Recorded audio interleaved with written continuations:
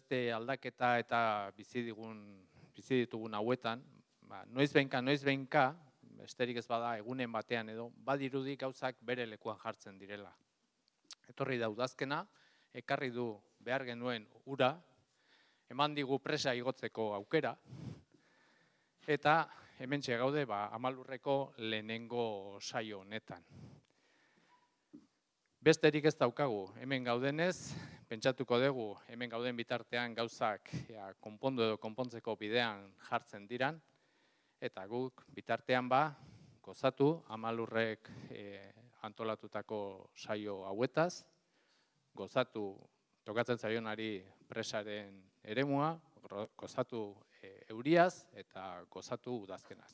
Besterik ez, eskerrik asko.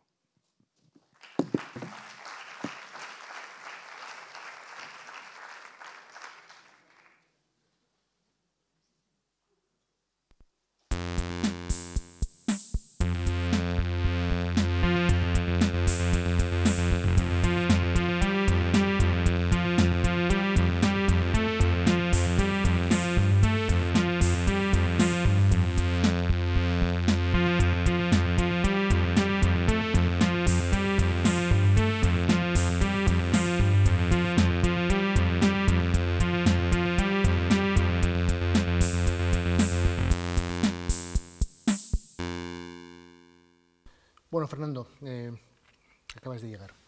Ya te voy a pedir cosas. Un pequeño resumen de lo que vas a comentarnos hoy. Pues voy a hablar de un tema que no va a sorprender a muchos, del cambio climático. Pero la verdad es que le quiero dar un enfoque algo diferente, un poco reflexivo, qué entendemos por el cambio climático, y luego por qué no avanzamos más y cuál puede ser el papel de las personas, de la gente. Una duda que más la estoy recogiendo en mucha gente. ¿No estamos un poco cansados de tanto cambio climático, de tanto pesimismo, de tanto bombardeo? ¿No crees que hay ecofatiga? Creo que sí, ese es el riesgo de insistir, insistir, pero es verdad que no terminamos de hacer lo que toca. Yo muchas veces dudo si es cuestión de dar una pausa, una tregua al que nos escucha, o si, como es la opción de hoy, cambiar un poco la narrativa y buscar una combinación de ejemplos, salidas, provocar nuevos pensamientos y evitar en lo posible el lenguaje algo apocalíptico que tiende a bloquear a las personas sin más. Perfecto, pues nada, en una hora volvemos a estar. A por ello.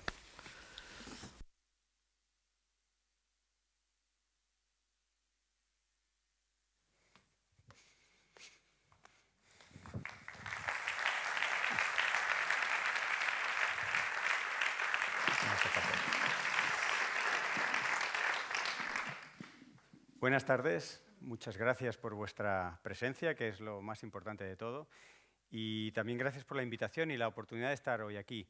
Como decía en ese pequeño vídeo, siempre ensayo alguna cosa nueva, aunque sean temas muy manidos y algunos temas que no son de los más confortables para una tarde de viernes. Cambio climático. ¿Qué es el cambio climático?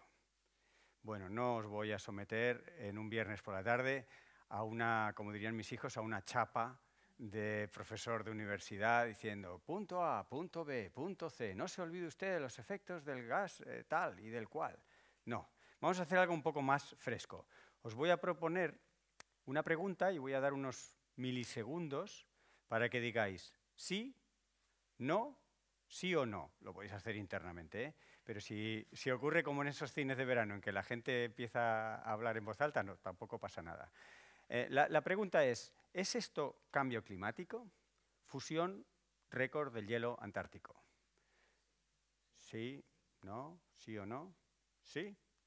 Sí. Esta era de las fáciles para empezar así un poco, un poco a calentar motores, ¿no? Agujero de ozono. ¿Es cambio climático? ¿Sí? ¿No? No.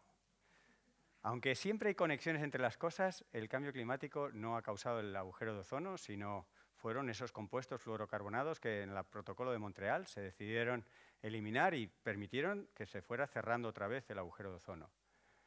La estratosfera encogida, un dato que probablemente no supierais, pero la estratosfera se va encogiendo. ¿Efecto del cambio climático? ¿Sí o no? Sí, lo bueno de esto es que tenéis la probabilidad del 50% de acertar. Huracanes en Canadá, como por ejemplo Fiona, o el que luego se convertiría en una tormenta, en una depresión, que fue Hermine en Canarias. ¿Cambio climático? ¿Sí? ¿No? Sí, este es de los sís. Terremoto de Lorca, 2011. Un terremoto que solo tuvo escala 5.6, pero que fue tremendamente destructivo. El 80% de las infraestructuras se derrumbaron. ¿Cambio climático? ¿Sí? ¿No? No. Efectivamente, ahí fue la extracción humana de agua que amplificó los efectos de un fenómeno natural que era un terremoto en una falla geológica. Fallos en la producción de cerveza. Ostras, un viernes, no me menciones que puede haber problemas con la cerveza. ¿Cambio climático? ¿Sí? ¿No? Sí. Para producir 1 litro de cerveza se necesitan 5 litros de agua. Las sequías del hemisferio norte están llevando al cierre de cerveceras grandes, por ejemplo, en el norte de México. Está en amenaza en sitios donde el suministro de agua de boca está justito. Degradación del Mar Menor. ¿Cambio climático? ¿Sí? ¿No? ¿Sí o no? No, mayoritariamente no. Aunque siempre el cambio climático puede venir a complicar las cosas, eso es debido a lo que ya sabemos del Mar Menor. El precio de la energía. ¿Cambio climático? ¿Sí? ¿No? ¿Sí y no? Recordad que hay la opción esa intermedia de sí y no, o sea que puede ser un efecto combinado con otra cosa. Sí y no, más bien, ¿no? Sí y no, porque el cambio climático está estableciendo límites físicos a la producción, generación de energía, pero indudablemente los mercados al final juegan con el precio, juegan con la oferta, la demanda y al final son los que acaban llevando al precio final de la energía, ¿no? Cambio del eje de inclinación de la Tierra. Que sepáis que el ser humano lo ha cambiado 3 veces. Influencia a través del cambio climático. ¿Sí? ¿No? ¿Sí y no? Sí y no, porque de las 3 veces que lo hemos cambiado, 2 no tienen que ver con el cambio climático, sino con el uso del agua que cambia el centro de gravedad de la Tierra. Pero uno de ellos, la fusión del permafrost, que tiene que ver, son esos suelos permanentemente congelados en Siberia, en el norte de Canadá, miles de kilómetros cuadrados, que el suelo está congelado y que al descongelarse por el calentamiento global, ese agua se funde y circula por los ríos hacia otros lugares del planeta y, por tanto, cambia el centro de gravedad. Estamos hablando de tantas toneladas de agua que se empiezan a movilizar, que antes estaban confinadas en forma de hielo, que al final cambian el centro de gravedad de la Tierra y el planeta se reajusta ligeramente. Estamos hablando de cambios muy ligeros, pero que la ciencia puede medir. Así que sí y no. En algunos casos no ha sido, pero en algún caso sí ha sido por el cambio climático. 2022. Olas de calor históricas y de récord en Europa. ¿Cambio climático? ¿Sí? ¿No? Sí, claramente un sí, aunque algunos, por ejemplo, políticos, se ha estudiado en el Parlamento de Estados Unidos, en el Senado, tienen temor a vincular eventos extremos al cambio climático por la reacción de los votantes. Y esto es algo que, en fin, desde la ciencia no tenemos ninguna duda. Embalses españoles vacíos, 2022. ¿Cambio climático? ¿Sí? ¿No? Aquí os quería yo pillar. No, que no nos engañen. Este año no ha llovido menos. Este año ha llovido más o menos lo mismo que un año normal. Hablo sobre todo del interior peninsular. Es posible que en la cornisa cantábrica, en el norte, que tenéis embalses más pequeños, que la precipitación ha sido... Ahí no podría asegurarlo tanto. Pero las grandes reservas hidráulicas de la península ibérica, que están, por supuesto, en mínimos históricos, no ha sido por la sequía. Y esto es una potente reflexión. Es una potente reflexión porque el año hidrológico empieza en septiembre y va de septiembre a septiembre.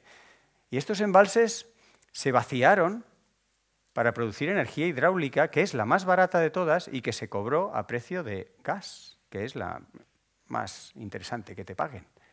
Esto no fue cambio climático. Lo cual no quiere decir que no haya sequía. La sequía vino a complicar cosas, pero en este caso la hidrología, la precipitación, porque la sequía es el balance entre lo que llueve y lo que gastamos.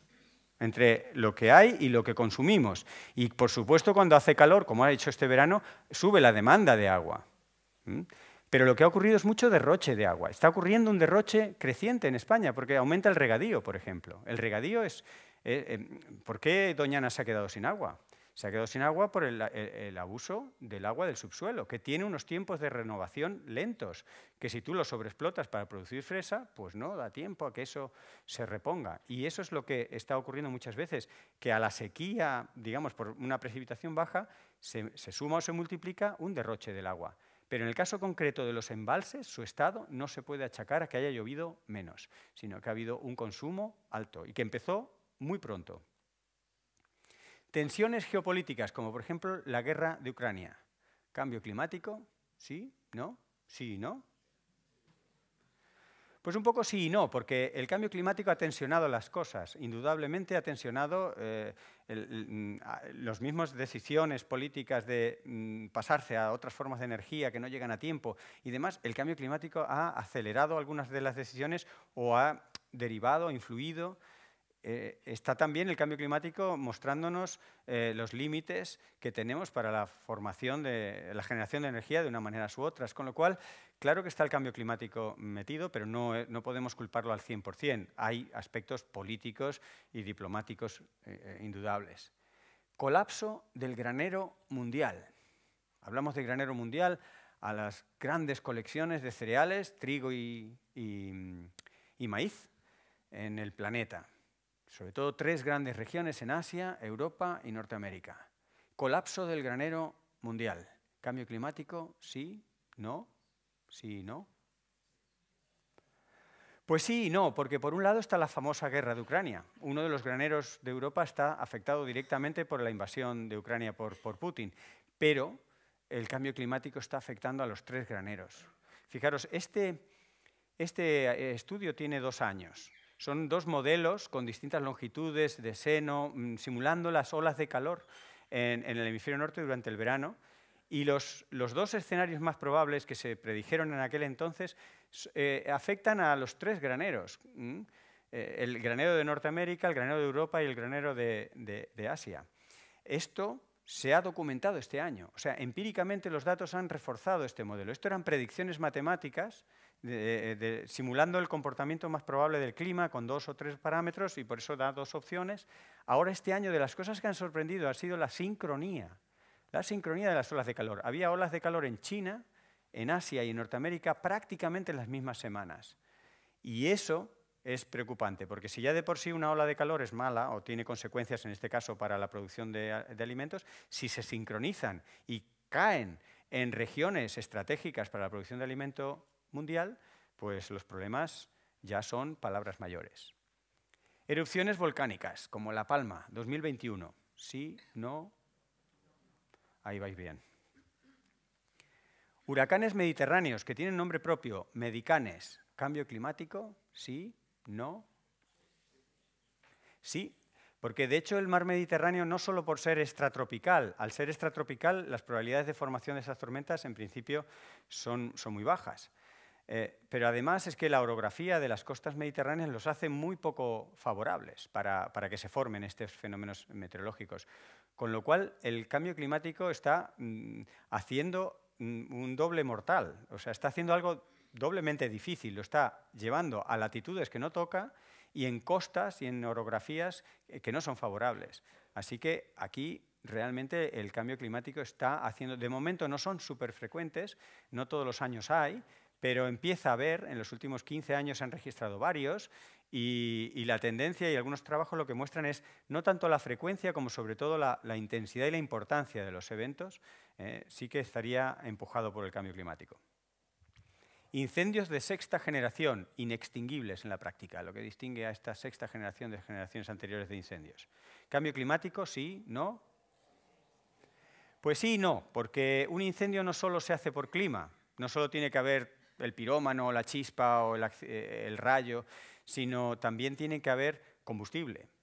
Y el ser humano opera directamente sobre el combustible. Así que la gestión forestal y los usos del suelo pueden favorecer o no favorecer la formación de incendios. Pero indudablemente las condiciones climáticas de sequía y de altas temperaturas favorecen. Y además, si hablábamos de la chispa, otra de las cosas que cambian con el cambio climático, que están acelerándose, es las tormentas secas, las tormentas que no traen precipitación, sino que solamente aparato eléctrico. Y eso, lógicamente, es la chispa que puede generar más de un incendio. También el cambio climático, por desgracia, supone muchos fallecimientos, muchas muertes no deseadas, muertes prematuras. El cambio climático afecta a muchas actividades humanas, desde las propias migraciones, que la mitad de las migraciones humanas están disparadas por el cambio en el clima. Y traen consigo, es muy difícil calcular cuántos fallecimientos, pero se estima del orden de decenas de millones de personas cada año. Varios COVID cada año solo por el cambio climático, por causas directas, pero también, sobre todo las que más suman, causas indirectas. El cambio climático también es una de las manifestaciones más intensas de un choque, de un conflicto, de dos cosas que no son compatibles. Nuestra manera de hacer sociedad, humanidad, nuestra manera de organizarnos y los límites físicos, ecológicos del planeta. Eso se ha transformado, se ha traducido o se manifiesta en cambio climático como precisamente un síntoma de que esto está en colisión. No podemos seguir siendo todos los que somos, organizándonos como nos estamos organizando, teniendo en cuenta los límites del planeta sin que pasen cosas como, por ejemplo, el cambio climático. Para el que después de todo esto se haya quedado más confundido todavía de lo que es el cambio climático, siempre tendrá a su mano la Wikipedia y ir de forma ordenada qué es el cambio climático, quién lo provoca, desde cuándo se estudia, cómo se puede saber, qué impactos tiene. Desde luego, si queréis saber en profundidad, tenéis el panel intergubernamental de cambio climático, el IPCC, que es como el proveedor del conocimiento científico, se aúna en documentos muy extensos, a veces tan extensos que hay que hacer resúmenes, porque si no, no hay quien se lea 3.000, 4.000 páginas, pero si alguien tiene realmente tiempo e interés, pues ahí siempre estarán los reservorios, los informes del IPCC. Fin de esa parte más tradicional, ¿no? Una de las preguntas que quizá pueda tener algo más de frescura es, ¿avanzamos? ¿Avanzamos en el cambio climático, en resolver la crisis climática, en abordar este problema, este desafío? ¿Avanzamos? ¿Sí? ¿No? ¿Quizá? ¿Sí? ¿No? En adaptación avanzamos. En adaptación avanzamos y mucho. Fijaros, las olas de calor, como por ejemplo la del 2003, no tienen nada que ver con la ola de calor que hemos sufrido este año. Fue mucho más modesta, muchos menos días, fueron como 9 o 10 días. Este año hemos tenido 42. La media de olas de calor eran 7 en España, la del 2003 fueron 9 y fue muy llamativa. La ola de calor del 2003 nunca sabremos a cuántas personas afectó, pero una estadística conservadora dice para España 10.000 personas y para Europa del orden de 70.000 fallecimientos. Ahora una ola de calor mucho más intensa, muchísimo más intensa, entre comillas, solo ha provocado unos 5.500 fallecimientos.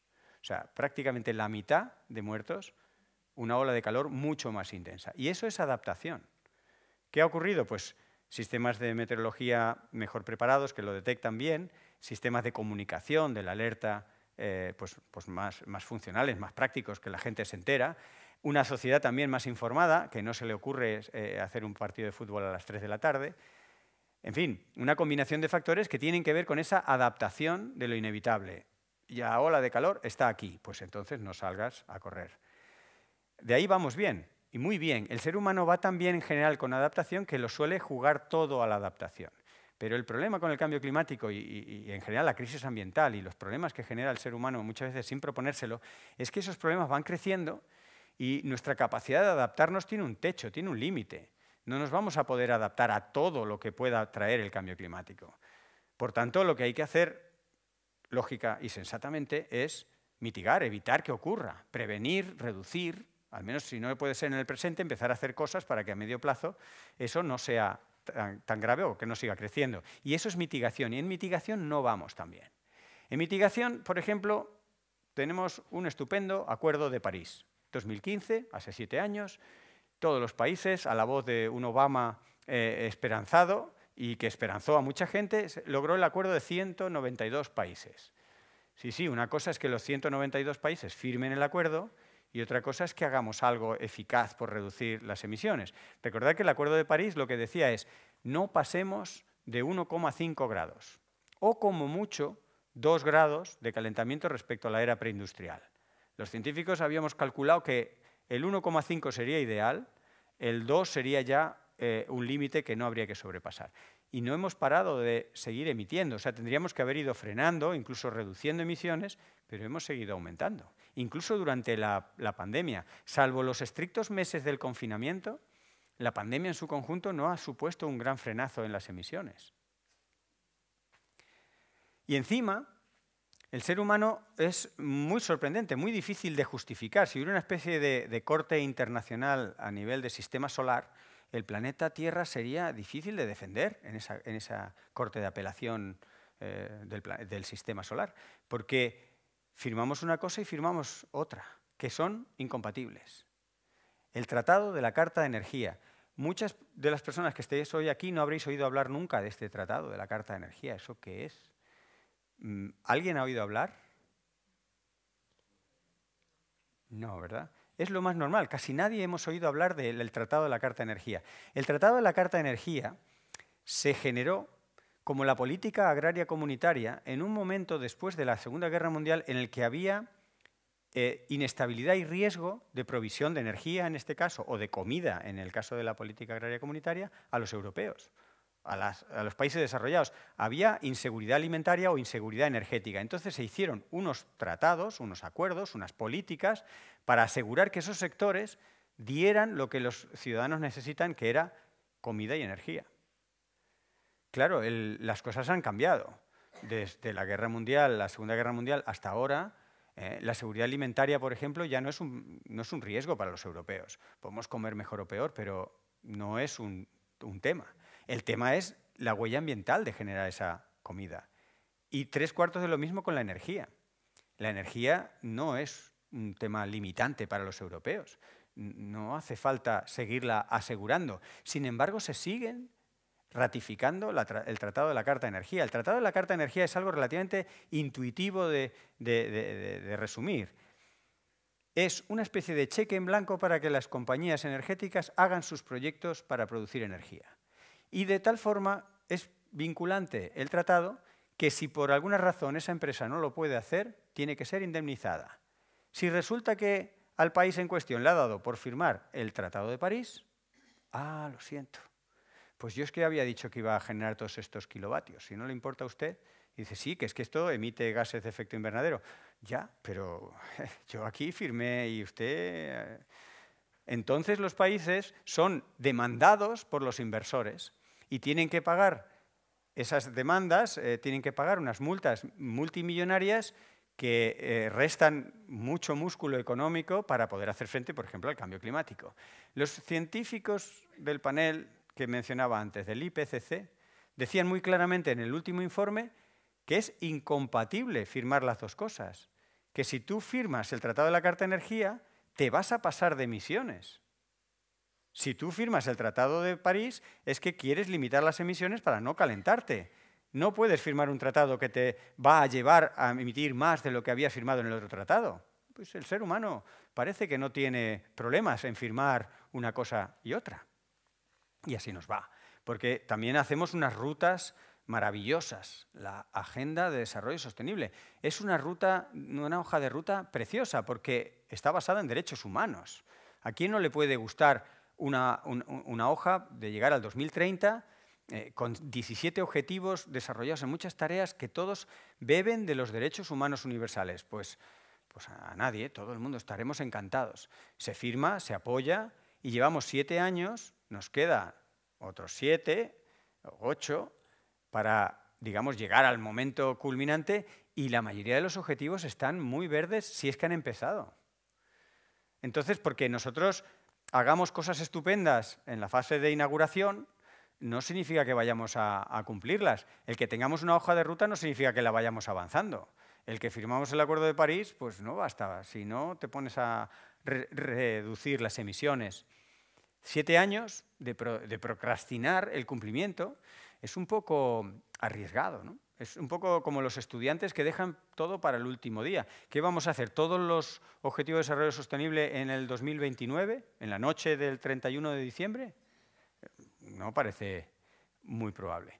Así que toca hablar más claro. Y los científicos en eso, la mayoría de nosotros, la verdad, no tenemos pelos en la lengua, porque de hecho a veces provocamos con la verdad por si acaso no fuera cierto. Si hay alguien en la sala que de algo de lo que yo diga no le cuadra, que me lo pregunte, lo chequeamos y a lo mejor, oye, pues estoy en lo falso, y así avanza la ciencia. Y los científicos no tenemos ningún problema de decir, lo siento, me he equivocado, esto estaba mal, lo interpreté así y ahora hay un nuevo dato o hemos calculado y esto se hace de otra manera. Por eso nos gusta hablar claro, no porque seamos ni más listos, ni más guapos, ni más honestos, sino porque es como trabajamos. El optimismo. El optimismo es fantástico. Yo personalmente me defino como optimista, pero el optimismo tiene riesgos. Si le vamos poniendo algunos adjetivos, por ejemplo, el optimismo obstinado, ¿no? Yo voy a ser optimista de forma obstinada. Aunque llueva, yo voy a decir que hace buen tiempo. Bueno, claro, que es verdad que la definición de buen tiempo es muy relativa, pero yo voy a negar que llueva, porque yo he dicho que va a hacer un sol radiante. Eso es un optimismo obstinado que lo que te hace es agarrarte un constipado por no llevar una chaqueta o un paraguas. Bueno, pues en la economía hacemos cosas así. Estamos tan acostumbrados que ni lo vemos. Os voy a contar una cosa que puede resultar un poco especializada, pero es que quiero llegar al ejemplo para que veáis que es cierto, que no estoy criticando o despotricando o hablando mal de la economía por hablar. Se llama la curva ambiental de Kuznets. Kuznets era un economista de origen polaco, de eso por ahí su nombre, pero que desarrolló toda su vida profesional en Estados Unidos y que hizo unos estudios brillantes sobre la distribución de la riqueza, del Producto Interior Bruto, en las distintas clases sociales, edades, etc. Hizo unos estudios estadísticos muy sesudos y muy completos. Se murió de viejo y dejó un legado de su modelo. Un modelo de campana que distribuía pues cómo esa riqueza se repartía entre las distintas... Muy bien. Pues resulta que a su muerte muchos economistas han reinventado su modelo y lo han ajustado al medio ambiente. Por eso se llama la curva ambiental de Kuznets. Curva ambiental que Kuznets nunca hubiera, o por lo menos durante su vida, nunca mostró ni interés, ni inclinación, ni conocimiento. Se le aplica porque la forma del modelo es la misma, pero ¿qué dice ese modelo que tiene esa forma de campana, esa curva que se muestra ahí? Que a medida que tenemos más Producto Interior Bruto, más capacidad monetaria, al principio empieza a aumentar nuestra huella ambiental. Pero llega un momento en que ya no aumenta más y a partir de ese momento de riqueza empieza a disminuir. Es fantástico. Y además tenemos hasta una explicación. Dices, claro, a partir de un momento de riqueza ya empezamos a tener tanta tecnología, tanta capacidad, que podemos hacer nuestras cosas reduciendo nuestra huella ambiental. Fantástico, pues si tenemos una explicación y tenemos un modelo, pues haremos que la realidad se ajuste a eso. Y eso es lo que pretenden los economistas. Pero la realidad es mucho más tozuda que eso, porque la realidad muestra gráficas como, por mucho que se desarrolle en los países, no se termina de ver ese momento en el que baje la huella ambiental. Cuanto más dinero, más Producto Interior Bruto, más huella ambiental. No se ve por ningún lado esa parte de la campana tan esperanzadora y tan optimista. Y sin embargo, la curva ambiental de Kuznets se sigue enseñando hoy en día en muchas facultades de este país. Y me enteré hace unos años porque una alumna se chivó. Me dijo, oye, Fernando, que yo estoy matriculada en otro máster y en ese máster de economía nos están enseñando la curva de Kuznets y por lo que tú estás diciendo esto no se cumple. Y digo, ¿en serio? A ver, cuéntame. Y me pasó ahí los materiales de la asignatura y digo, madre del amor hermoso. Pero si no es que yo piense y yo opine, señor, tenemos un artículo, David Stern, tenemos otro artículo, Weidmar, tenemos datos. Whitman y colaboradores, por ejemplo, hace 2 años echaron muchos números a ver si encontraban de alguna manera para poder validar ese modelo. ¿Qué más quisiéramos que poderlo validar si el modelo es estupendo? El modelo nos dice, creced económicamente, que llegará un momento que tendréis tanta economía que reduciréis vuestra huella ambiental. ¡Jo, sería fantástico! Pero es que eso no se ve. Yo lo siento mucho. La realidad es tozuda y la realidad muestra que cuanto más dinero tenemos, más pobres ambientalmente somos. Se mire en emisiones de gases de efecto invernadero, en contaminación del agua, en contaminación del aire, en generación de residuos, en muchos indicadores de huella ambiental. Pero bueno, la verdad es que sí que hay buenas noticias. No sé valorar, y esto lo dejo a vosotros, si compensan las malas, si son más o menos importantes, pero precisamente con esos estudiantes que antes he mencionado, que algunos se me chivan de otras asignaturas, hemos desarrollado más de una vez ese ejercicio de, casi como terapia de grupo, de ¿hay razones para la esperanza? ¿Podemos ser optimistas con base o solo podemos ser optimistas obstinados contra viento y marea? Y hemos ido buscando razones para el optimismo. Yo os voy a poner algún ejemplo. Las necesidades energéticas para una buena vida son sorprendentemente bajas. Claro, esto es una buena noticia, depende de dónde trabajas. Si trabajas en el sector energético, igual no es tan buena noticia, pero para el resto es una buena noticia.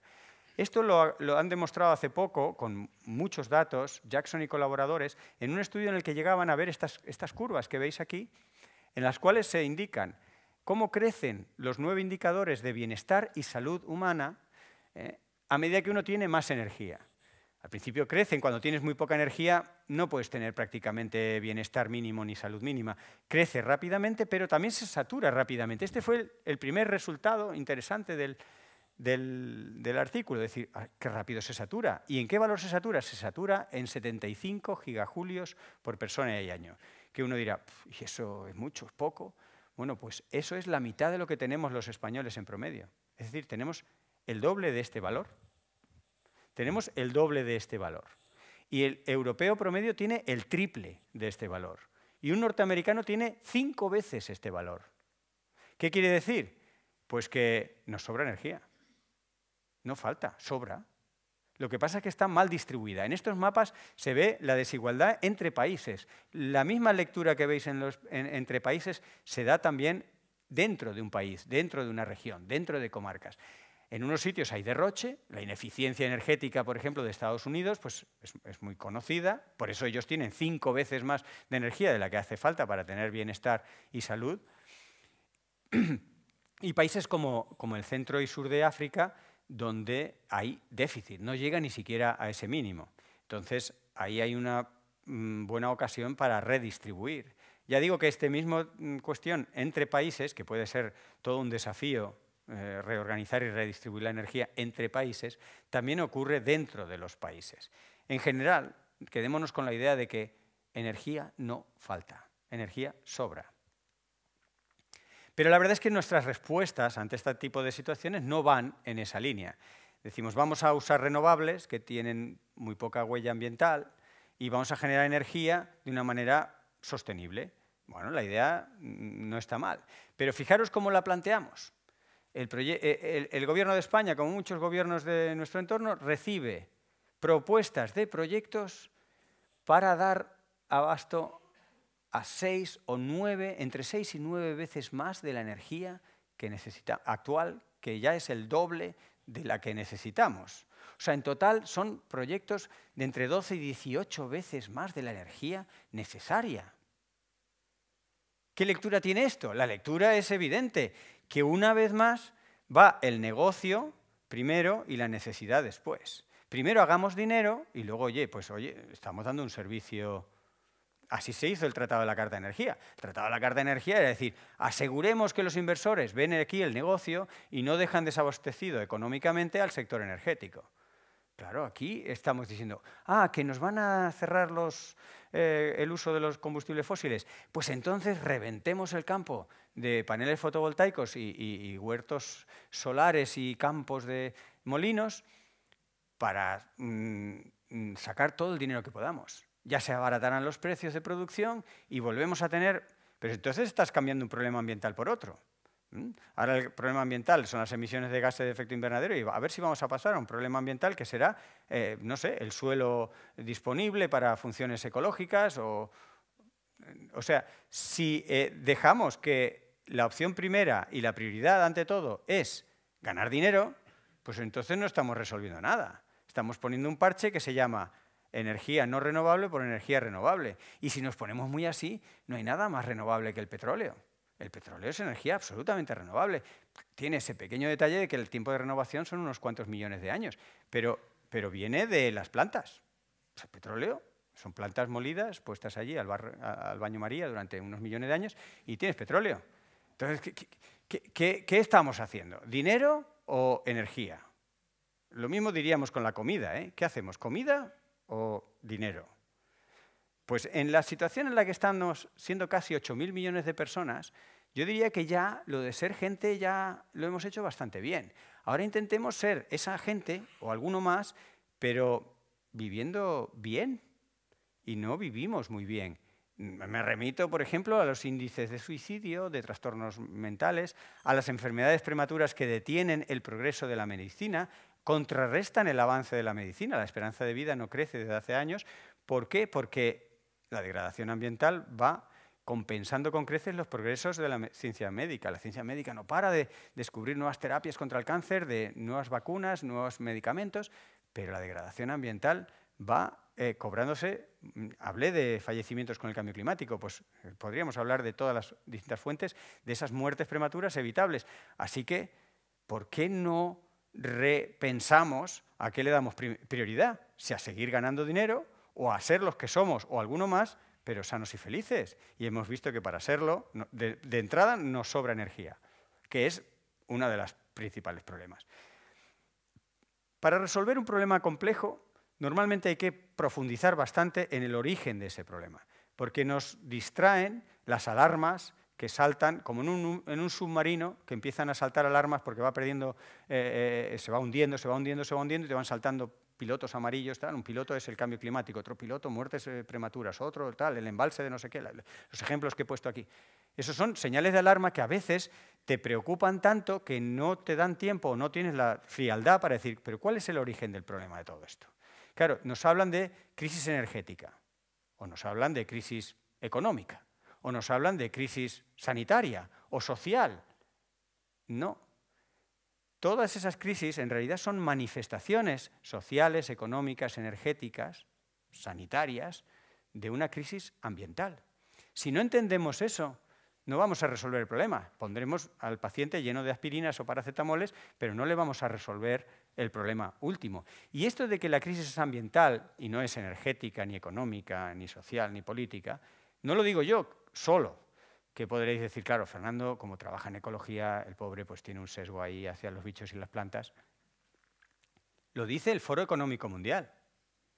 Es decir, los grandes inversores, los que les preocupa a dónde va el dinero y los que quieren poner grandes cantidades de dinero, BlackRock y otras grandes entidades que mueven varias veces el Producto Interior Bruto de países como España, ellos, por un lado, tienen un equipo técnico que no solo consulta a científicos, sino que a veces tiene las mejores herramientas de computación. Y por otro lado, ponen las luces largas para el rendimiento económico a largo plazo, que es el que realmente les preocupa. Y no se dejan distraer por fogonazos efímeros de riquezas temporales de unos años de bonanza. Y cuando ellos analizan, como en este gráfico, no sé si se alcanza a ver el verde, pero si veis el verde es biodiversidad y cambio climático. Ellos mismos en la leyenda lo indican. El verde representa biodiversidad y cambio climático. ¿Y qué son estas gráficas? Pues desde el 2012 hasta el presente, la probabilidad y los impactos, la probabilidad de afectar a la economía y los impactos en la economía. Y la economía está pintada en azul. Hace años que la economía no es un riesgo para la economía. Por tanto, las crisis económicas no son crisis económicas, son manifestaciones económicas de una crisis de biodiversidad, de una crisis de cambio climático. Y si no entendemos eso, pues iremos poniendo parches, pero no iremos resolviendo el problema. Y como hemos quedado que es viernes, que encima la cerveza puede estar amenazada, pues vamos a ver qué podemos hacer. Y sobre todo, si mitigar esto es posible y si es saludable. Y la respuesta en breve es sí, se puede y es saludable. Solo voy a poner algunos ejemplos, porque podríamos estar ilustrando de ejemplo en ejemplo mucho rato, pero, por ejemplo, una manera de ver el cambio climático en positivo. Hamilton y colaboradores echan unos cuentas y dicen, si solamente por cumplir lo que ya hemos dicho que tendríamos que cumplir, que es el Acuerdo de París, o sea, sin hacer nada más que reducir las emisiones para que no pasemos ese 1,5 grados, pues habría del orden de 10 millones de personas que no se mueren de aquí al 2040. Ellos calculan que más de 6 millones de personas por cambios en la dieta y en el sistema alimentario, más de 2 por cambios en la movilidad activa y prácticamente otros 2 por la disminución en la contaminación atmosférica. En total, de una manera muy conservativa, al menos 10 millones de personas no mueren de aquí al 2040 por hacer lo que habíamos dicho que íbamos a hacer. O sea que saludable es y positivo es. Luego viene el tema económico. No, pero es que todo esto, es que tiene una huella económica, todo esto cuesta dinero. Claro, todo cuesta dinero. Pero, ¿y los beneficios económicos que te da invertir en esto? Pensad, por ejemplo, que los eventos extremos han multiplicado por 5 en los últimos 50 años, pero su efecto dañino en las infraestructuras ha multiplicado por 7 los daños en este mismo tiempo. O sea, 5 veces más de eventos extremos, 7 veces más de daños económicos. Por eso, en su día, el economista Stern dijo, no nos podemos permitir económicamente no hacer nada contra el cambio climático. O sea, no mitigar el cambio climático sale tan caro que la humanidad no tiene dinero. ¿Y qué ocurre cuando no tienes dinero? Pues ya que estamos con toda la analogía esta de los bares y tal, ¿no? te llevan a lavar los platos. O sea, si no tenemos dinero para hacer frente al cambio climático, alguien pagará los platos rotos, ya que hablamos de platos. Es decir, pues de ahí salen esas situaciones de crisis humanitarias.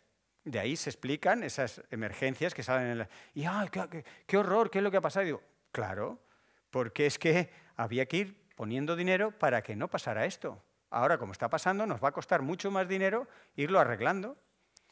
Fijaros, este ejemplo es solamente para ilustrar lo tremendamente rentable que es poner dinero en la naturaleza.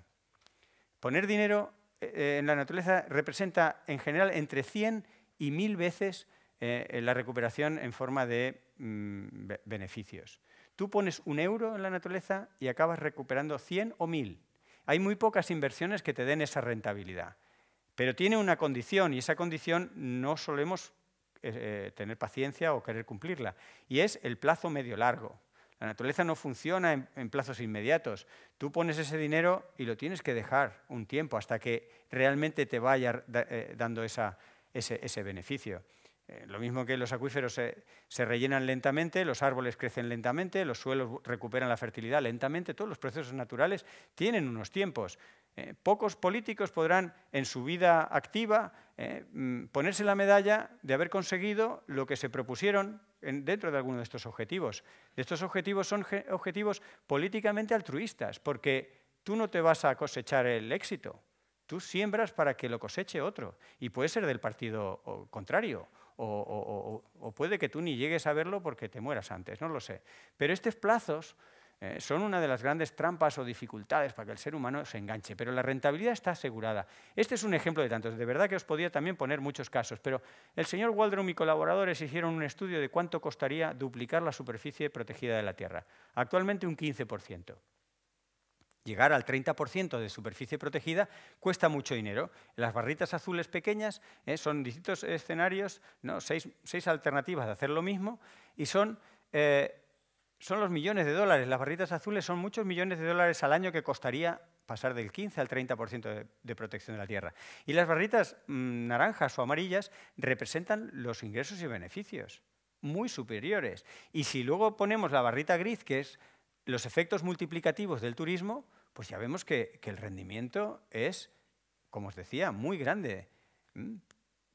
Prevenir pandemias, atenuar el impacto de algunos eventos extremos, todo esto tiene un rendimiento económico tremendo. Hay que hacer una inversión, no estamos hablando de cosas baratas, probablemente escala a nivel de, por lo menos, país o gran región, pero luego al final da dinero, mucho dinero. Si nos preocupa el dinero, lo tenemos. Mientras tanto, mientras entendemos la complejidad, mientras entendemos que la naturaleza está debajo y que si no la abordamos no resolvemos todo lo demás, mientras nos ponemos de acuerdo, que eso es algo claramente difícil, pues podemos ir haciendo cosas que nos hacen ganar tiempo. Por ejemplo, la economía circular, que no existe. Ya sabéis que los reyes son los padres. La economía circular no existe porque nada se puede reciclar eternamente. De hecho, salvo el vidrio y el aluminio, que admiten unos altos números de reciclado, en muchos materiales, incluyendo el papel, 6, 7, 8 veces, el cartón, tal. O sea, y claro, muchos dirán, no, la economía circular no es solo reciclar, es toda una visión. Ya, bien, de acuerdo. Pero en realidad es una economía razonablemente espiral. La intención de circularización de la economía es muy saludable, es muy justa y muy necesaria. Pero no nos engañemos pensando que no vamos a tener que aportar más energía y más material para que esa economía coja ese ritmo medio circular, semicircular o espiral, ¿no? Pero claro, eso nos permite ir ganando tiempo, nos permite ralentizar el daño en el medio ambiente o el consumo de recursos, ¿no? Son las dos cosas que el ser humano está haciendo de una manera muy poco sostenible. Así que con las justas precauciones y sin creer en los Reyes Magos, la economía circular ayuda a la transición a un nuevo modelo de sociedad, a un nuevo modelo de relacionarnos que evite lo que os decía al principio, ese conflicto entre cómo nos hemos decidido organizar y los límites físicos del planeta. Claro, por eso hay algunos que se están tomando muy en serio lo de irse a Marte. También es verdad que nada asegura que en Marte no vayamos a hacer lo mismo que aquí. Entonces, tampoco sé si esto de ir huyendo de planeta en planeta es una idea muy sensata. Pero también tenemos que lidiar con nuestra queridísima psicología. Es para reír o llorar, pero nos tenemos que aprender a querer. Fijaros, este resultado que os pongo viene de una revista cuyo nombre ya es emblemático. Journal of Environmental Psychology, la revista de la psicología ambiental. El ser humano tiene su psicología para todo. Tú a las personas les das más opciones de reciclar y generan más basura. Es estupendo, ¿no? Esto es lo que muestra este estudio. Básicamente, cuando se le daba opción de reciclado, el volumen de botellas de plástico que la gente generaba era mayor. ¡Ostras! Bueno, pues con esta psicología es con la que hay que lidiar. Tampoco podemos cambiar nuestro cableado mental de aquí a mañana. Somos así, medio tramposos, contradictorios. Lo digo para que no pensemos que nos metemos en un camino de rosas, que luego uno dice, voy a poner un contenedor de reciclado por cada 100 habitantes. Ya, tú ponlo. Pero luego ocurren cosas como esta. Así que por eso es indudable que de todas las R's que nos van diciendo, ¿no? de reciclar y demás, la de reducir es la R principal, es la por la que hay que ir entrando sin verlo como una derrota, porque nos han enseñado tanto que lo de crecer, crecer, crecer, aumentar, tal, 3 por 2, pero ¿cómo 3 por 2? Si yo solo quiero 2. Pues si yo solo quiero 2, tú coges 2 y ya está, y tan contento. No, yo llévese la tercera, que es que no la necesito, que es que voy a generar un envase que no quiero, que es que yo no lo necesito. Entonces, si empezamos a revertir esa tendencia casi innata, favorecida por el sistema, acoplada, por supuesto, el sistema no es ni malo ni bueno, el sistema lo que ha pillado es precisamente el cableado neuronal que tenemos. He dicho, a los seres humanos le das 3 por 2 y verás tú cómo vienen más aquí. Dice, pero vamos a ver si encontramos la forma de salirnos de esas trampas que nos hacemos a nosotros mismos. Al final, sí, será 3 por 2, pero si tú repercutieras el precio ambiental de esa tercera botella o de ese tercer elemento que te han regalado, al final te sale carísimo. Así que quédate con los 2. Pero de entrada no lo vemos y de entrada nos cuesta eso de reducir. Así que aquí estamos los científicos, pues diciendo las cosas un poco claras y asumiendo y entendiendo que la solución no es científica. O sea, esta tarde de viernes, si alguno pensaba que el Valladares le iba a dar las soluciones, pues no. Yo puedo apuntar a la forma en la que podríamos solucionar cosas, pero la solución es nuestra, de todos, de que nos pongamos de acuerdo, que no nos hagamos trampas reciclando menos cuando hay más opciones o yo qué sé, ¿no? Porque realmente empresarios y gente son los que en esto acaban decidiendo. Pueden estar las mejores opciones, los mejores modelos, te puede venir Jackson y decir que nos sobra la energía, que si a nosotros nos da por dilapidarla, ya puede Jackson demostrar lo que quiera, ¿no? Que de cara al cambio climático, pues no lo vamos a resolver. Fijaros, yo no pensé que en mi vida profesional vería a la Unión Europea dar marcha atrás. Yo estaba preparado para que la Unión Europea hubiera momentos que corriera más o corriera menos en su, digamos, estrategia o programa de ser verde, de mitigar el cambio climático, de mejorar el estatus ambiental de Europa. Yo digo, bueno, pues habrá momentos que será más fácil, será más rápido, otros que... Pero es que en estos 3 o 4 últimos meses Europa ha dado 3 marchas atrás. No son frenazos, son marchas atrás. Y son cosas muy concretas, como por ejemplo, pulpo como animal de compañía. Yo ahora cojo 2 formas de energía y les cambio el nombre. Y le pido a todos los países miembros que me acepten pulpo como animal de compañía. A partir de hoy, el gas y la nuclear son energías verdes. No, hombre, no, que sí. Bueno, pues sí. Aceptamos pulpo.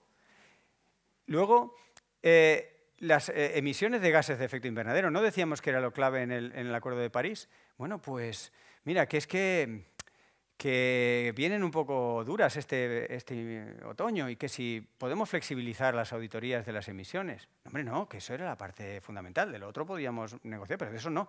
Ya, pues bueno, pues se flexibilizan las emisiones y entonces ya hay un mercado para que, oye, si te has pasado un poquito de emisiones, bueno, ¿qué le vamos a hacer?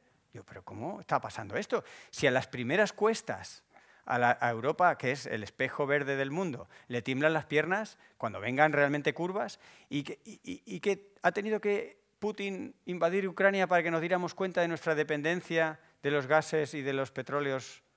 Pero, ¿realmente necesitamos eso? O sea, ¿necesitamos esa bofetada de realidad tan cruda para decir, anda, fíjate, si Alemania dependía, pero si el 80% de la energía que genera Europa, la verde Europa, es quemando combustibles fósiles?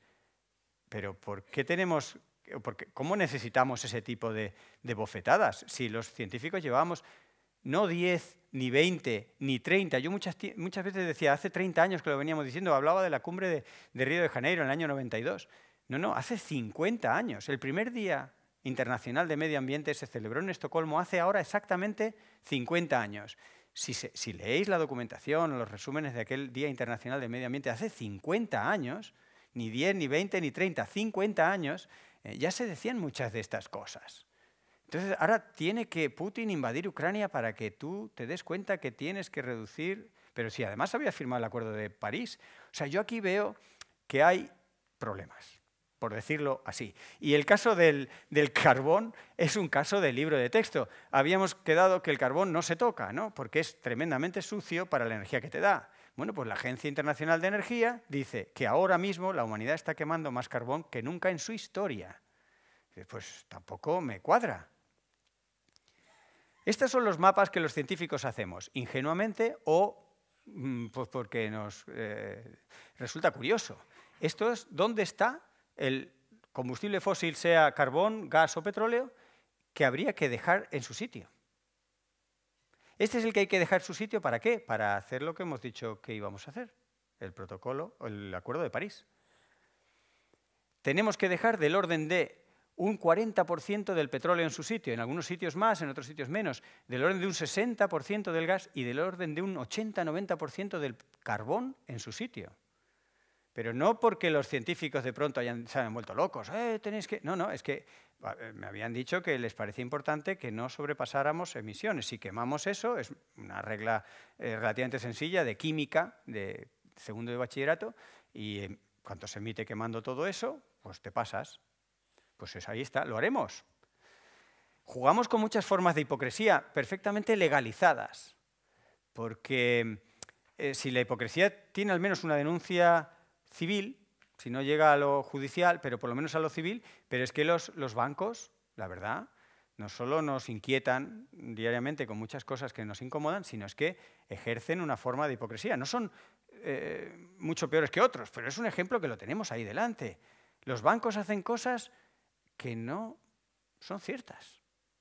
Hacen una alianza para el cero neto, la presentan en Glasgow, todo el mundo diciendo, qué bien, ¿los bancos se organizan? Sí, ¿qué bancos? El Banc de América, Banc Nacional de París, Crédit Lyonnais, los grandes bancos del mundo, 30, los 30 principales. Muy bien. Y el folleto, hacen un folleto, unas fotos estupendas, unos objetivos que todos firmamos ya. Y luego, unos meses después, dicen, bueno, ¿y? No habían hecho nada, no tenían ningún plan, era el folleto. Y lo que sí se les puede ver es a todos ellos en grupos de trabajo para amortiguar las medidas, ralentizar los acuerdos, todo aquello que sea reducir emisiones, pues no os deis mucha prisa porque hay aquí unos fondos que ya están comprometidos. ¿O no? Pero entonces, ¿para qué el folleto? O sea, realmente os lo podéis ahorrar. Cuando el Bank Rolling Extinction Report, el informe Bank Rolling Extinction, sale cada año, uno puede leer a dónde va la mayor parte. Seguramente habrá algunos datos que ni siquiera se puede, pero no hace falta saber más. Uno ve dónde se pone el dinero, las grandes piezas de dinero que los bancos van prestando en el mundo. Y se pueden ver pues, si van a Europa o África, si van a la extracción de minerales, a combustibles fósiles, al turismo. Eso se puede ver con más o menos paciencia y luego tienes agencias que te lo resumen y te lo aclaran. Y cuando uno ve eso, dices, por ejemplo, en 2019 se invirtió casi el doble del Producto Interior Bruto de España, a nivel global, en destruir la diversidad y en emitir gases de efecto invernadero. Imaginaros un banco que presta dinero para un proyecto de pederastia, a que no lo toleraríamos. Algo haríamos. Nosotros estamos en la estricta legalidad. Nosotros no estamos obligados por ley a saber qué hace nuestro cliente con el dinero que le prestamos. Bueno, no lo sé, pero si fuera de pederastia, habría una inquietud social como para decir, ¿cómo ha podido ocurrir esto? Y sin embargo, con la destrucción de la biosfera y con la emisión de gases de efecto invernadero, ay, a ver si mejoráis. La ciencia no encaja con esto de los milagros. La verdad, no encaja. O sea, los científicos nos quedamos con esto de los milagros mirando a los que los prometen y a los que los esperan. Claro, los políticos prometen milagros porque les va bastante bien electoralmente. Ejemplos de milagros. Yo bajo impuestos y aumento los servicios públicos. Otro, mitigo el cambio climático y aumento el consumo de combustibles fósiles. Claro, bueno, yo lo prometo y la gente parece que quiere creer en esos milagros. Y los científicos mirando a un lado y a otro, pero ¿cómo os creéis ese milagro? ¿Pero cómo puedes prometer ese milagro? ¿Dónde queda la ciencia? Por eso os decía que la solución no es científica. O sea, si le preguntas a un científico, te dirá, esto es un milagro. Y hasta ahora no tenemos evidencia empírica de que se pueda poner en práctica. Y aquí es donde viene la ciencia. La ciencia tiene la capacidad de ayudar, no de resolver, pero sí de ayudar en 6 formas. Por un lado, la gestión de datos complicados, y evitamos pues, la infodemia, esta proliferación de información que todo el mundo dice, se amplifican bulos y circulan en paralelo la verdad con la no verdad, la pseudo, la posverdad. Pero yo la primera vez que leí ese concepto de la era Trump, tuve que leerlo varias veces para decir, ¿de verdad? Sí, no sé si sabéis lo que es la posverdad, pero si lo vais a leer en la Wikipedia, mejor sentados. Ponderar la alarma. Claro, muchas de las cosas que he hablado hasta de fallecimientos, de millones de muertos. Entonces, claro, aquí estamos hablando de cosas muy serias, de autopistas que desaparecen bajo el mar ahora, lo estáis viendo en Florida. O sea, estamos hablando de cosas muy alarmantes. Esto es para huir, para deprimirse, para no salir de la cama. O sea, ¿cómo se puede balancear esta alarma? Pues la ciencia puede ayudar mucho en eso. Puede medir con cierta precisión las consecuencias y demás, ¿no? Entonces puede ayudar a que algunas cosas sí merecen un nivel de alarma alto, otros no tan alto, otros son alarmas previas, etcétera. Ponderar la alarma. Establecer interconexiones, porque en la actualidad es muy compleja. En la serie de preguntas y respuestas que os puse al principio, algunas eran fáciles, otras no tan intuitivas. Y esas interconexiones los científicos las trabajamos, y pues no es que seamos más listos, es que trabajamos en ese tipo de cosas. Igual que la dimensión global. La cuarta de las propiedades es nuestro cerebro, otra vez, tiene limitaciones para los fenómenos globales. No somos capaces de entender una comunidad de más de 160 personas. Y ya fue un salto evolutivo, porque nuestro cerebro inicial, los ancestros, eran 20, 40, se llegaba a 80, y el gran salto fue a 160, es el número de Dunbar, y es un número que está fijado biológicamente. Cuando tenemos 35.000 seguidores en Facebook, los que lo tengan, pues en realidad eso no existe, porque tu cerebro no es capaz de recoger la información emocional, biológica, etcétera, de tanta gente. Por tanto, las dimensiones... Esto me sorprendía, no sé si era una llamada de atención, pero... Igual es que a veces soy demasiado provocativo y dice, Fernando, cálmate. La dimensión global requiere de herramientas, porque globalizar no es un proceso natural para nosotros. Y una vez más, los científicos tenemos herramientas que pueden ayudar a la globalización. Objetividad. Nadie puede pretender ser objetivo porque todos miramos las cosas desde nuestra perspectiva. Pero una vez más, la ciencia desarrolla formas para buscar algo más objetivo, triangulando, comparando, etc. Y podemos neutralizar esa crispación de muchos debates que no van a ningún sitio. También, y relacionado con el último, con el pensamiento crítico, la forma de hacer ciencia se apoya en aprender de todo, de aprender incluso de la persona que mantiene una postura diferente. Porque rara es la vez en la que en un tema complejo las cosas son blancas o negras. Si en lugar de entrar en los debates a convencer o morir, que es como se enfrentan normalmente, y además es que si no se enfrentan así, a la sociedad que escuchamos o vemos parece que nos falta algo. Ostras, pues ha entrado flojo, ha perdido el debate. No, pues a lo mejor ha entrado, ha dicho sus cosas, ha escuchado otras y tan ricamente, ¿no? Esa dimensión enriquecedora de discrepar la estamos perdiendo, pero es cuando más la necesitamos ahora, que estamos ante temas complejos, que no puede haber un alcalde, un presidente o un gobernador que se lo sepa todo o que tenga la solución perfecta. Es normal que tú vienes de una familia adinerada o pobre, pues pones más énfasis aquí o allá, pues discrepemos, no pasa nada. Los científicos discrepamos todo el rato, pero de forma fértil, no de forma ganar o morir. Como dice esta señora, ¿hay margen? ¿Hay margen o no? Está la cosa un poco espesa. Y fijaros que está sosteniendo una cerveza. La señora todavía sonríe porque no sabe que está amenazada. Así que os animo a que hagáis esa colección, a veces muy anecdótica, de razones para el optimismo. Yo la empecé haciendo, como os decía, con los estudiantes, y la voy coleccionando. Tengo algunas colecciones en mi página web, en valladares.info, pues son pequeñas, 3-4 minutos en un programita de radio donde las vamos narrando. Y son muchas veces cuestiones muy locales, pues en Senegal se hizo tal cosa, o la ayuda de tal, o la reutilización, la reparación, la recuperación, o vino un animal y lo pudimos mantener. Pequeñas cosas que te van diciendo, caray, pues era complicado, pero se pudo. Y eso yo creo que abre una mentalidad que necesitamos. En la entrevista antes me preguntaban, y salió en ese pequeño vídeo, de si no estamos con un poco de ecoansiedad. Pues yo creo que sí, todos estamos un poco fatigados de toda esta colección de muchos mensajes bastante tremendos. También castigados por una forma de hacer periodismo, de cubrir las noticias, que está muy centrada en lo malo. Pero no porque los periodistas sean malos, sino porque es cómo funciona. O sea, una buena noticia, y muchas veces para bromear también, digo, imaginaros que va un reportero, lo destacamos al centro del Sáhara, y periódicamente desde el telediario contactan con nuestro corresponsal en el Sáhara. Estamos aquí, no pasa nada. Nada, no, o sea, la duna se ha movido un poco, el viento parece que se mantiene constante con orientación occidente, tal. Volvemos a... No, sigue sin pasar nada. Y así, vez tras vez, hasta que una vez cada 8 años, no, pues nos han contado que en la tribu de allí ha habido una violación o tal, pero es la excepción. Sin embargo, a nosotros nos llega la violación, no nos llegan todos los días y horas de que allí no ha pasado nada. Tenemos una tendencia, cada uno individual, pero luego también por el sistema de comunicación de noticias, que predomina lo negativo, las malas noticias. También es verdad que ante lo malo es lo que hay que como que prevenirse. O sea, hay una cierta lógica de que nos avisen, ojo, se ahoga una persona, pues a lo mejor ahí no tienes que ir. Pero, corcho, las buenas noticias en situaciones complejas y que pueden generar ansiedad, pues son a lo mejor una manera de aliviar la tensión arterial, ¿no? Y uno de los sesgos que tenemos es saltarnos 2 formas de solucionar las cosas porque nos parecen o pasadas de moda o poco fascinantes. Nos seduce la tecnología y vamos a resolver siempre todo con la tecnología. Pero ¿y las soluciones basadas en la gente? ¿Y las soluciones basadas en la naturaleza? Son mucho más baratas, más eficientes, más adaptables.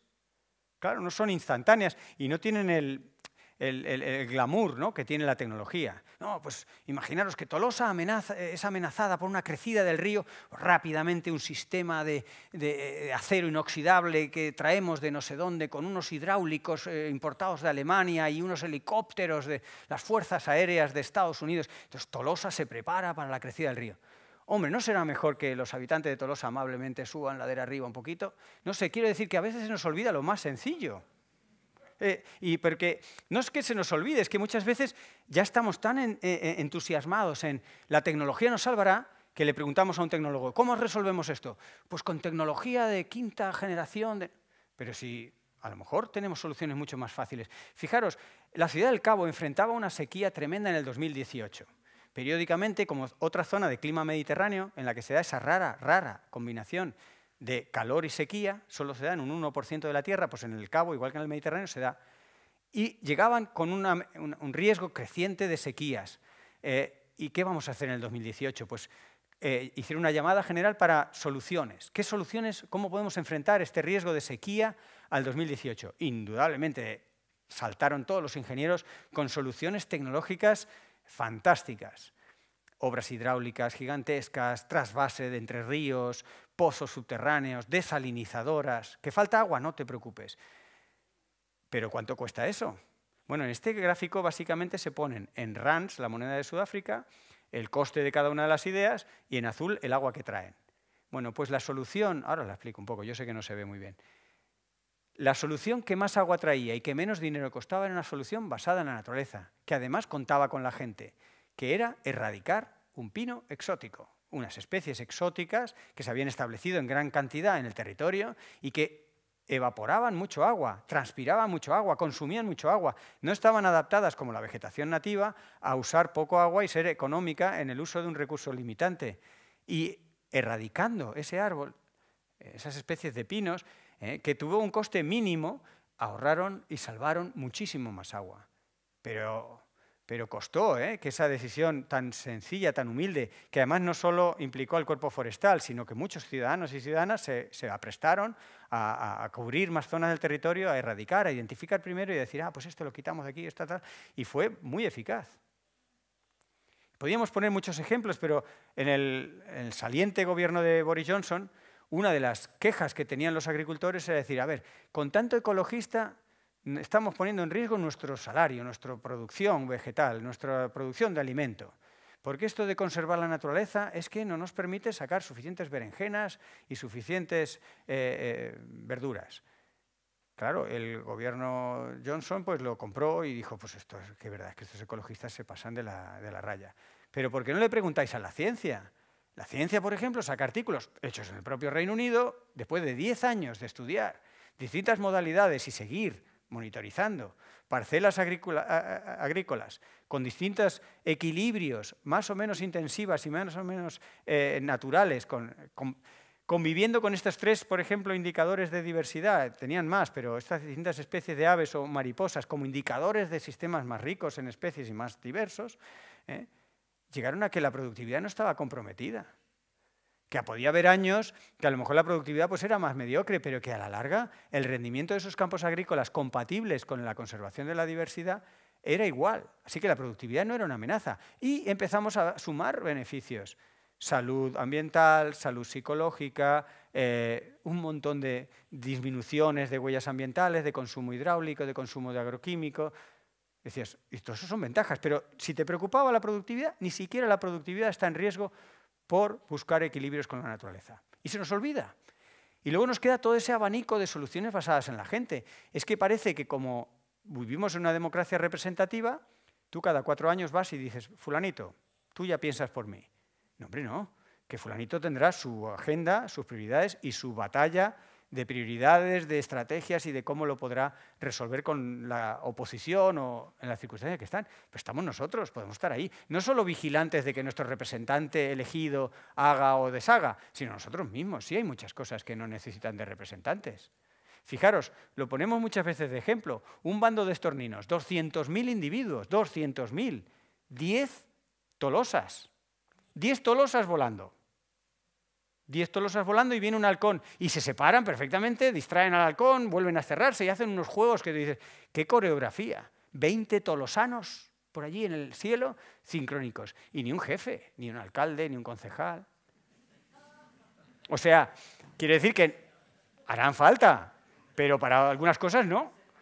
Y se nos olvida el poder de la gente. Pues hagamos cosas. No solo los representantes tienen que hacer cosas, también nosotros, ¿no? Mira, por no enrollarme mucho, solo traeros que un equipo de matemáticos y de modelizadores de la Universidad de Exeter, en el Reino Unido, liderados por un tal Lenton, pues está poniéndole matemáticas a la dinámica de las asambleas pequeñas, los grupos sociales, qué propiedades tienen que tener para que esos movimientos sociales puedan llegar a tener efectos globales, ¿no? Y contrarrestar el cambio climático, contrarrestar cosas que trascienden en una comunidad pequeña. Y hablo de comunidades mucho más pequeñas que Tolosa, o sea, hablo de un barrio de Tolosa o de 3 bloques de Tolosa. Comunidades que se acercan a lo que os decía del cerebro humano, 100, 200 personas, ¿no? Que parecen números muy humildes cuando hablamos del cambio climático, pero que resulta que esos modelos, que yo no entiendo del todo, que los voy leyendo un poco y voy quedándome con las conclusiones y me he puesto como tarea para estas Navidades entenderlo un poco mejor, porque tiene mucha matemática, entonces entenderlo pues no es intuitivo, pero muestran cómo cosas que se pueden entender sin ser muy matemático, propiedades emergentes de los grupos pequeños. Pensamiento disruptivo.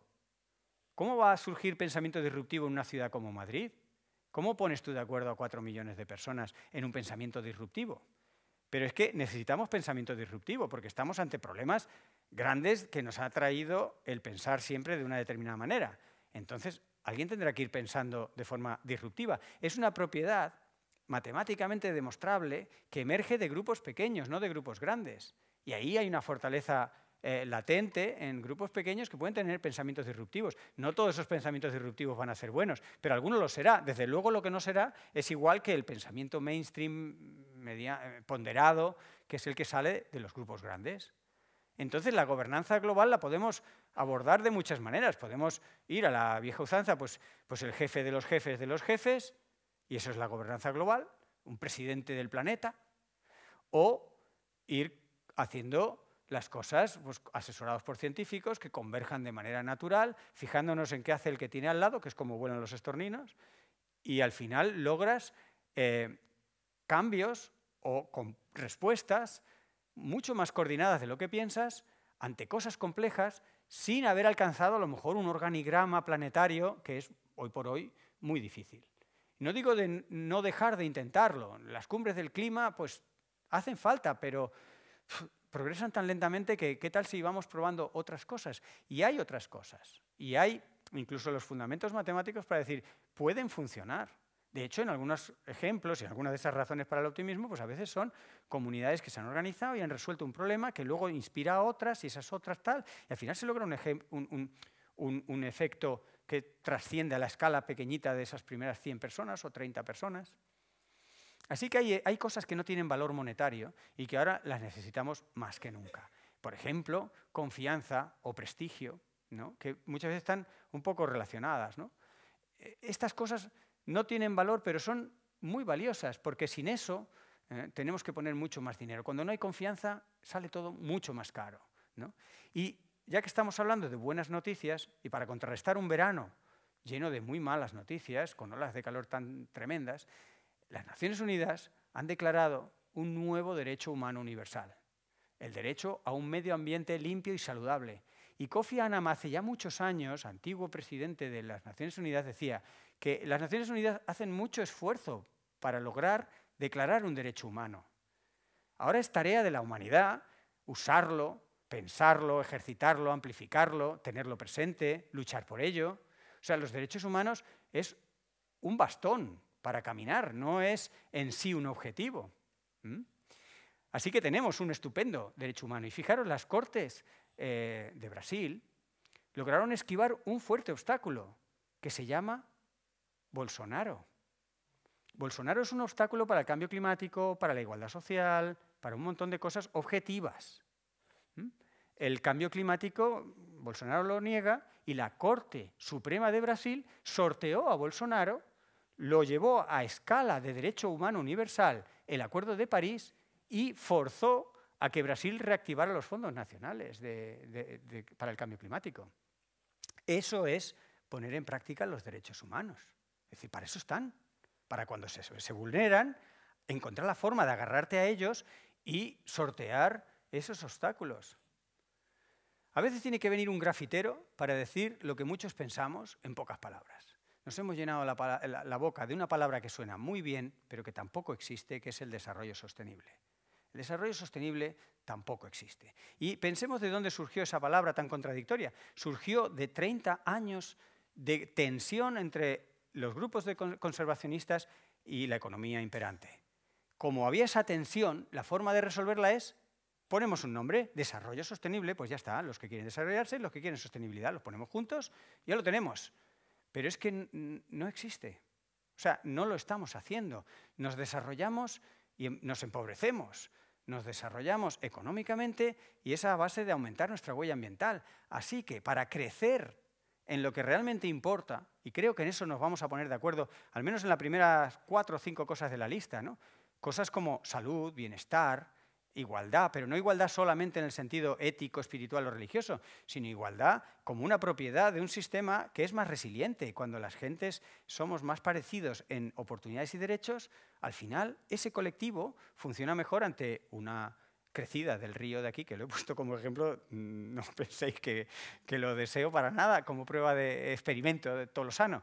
Pero quiero decir que la igualdad confiere propiedades verificables, de mayor resistencia ante la incertidumbre. Entonces, la igualdad es una de las cosas en las que podemos y debemos crecer.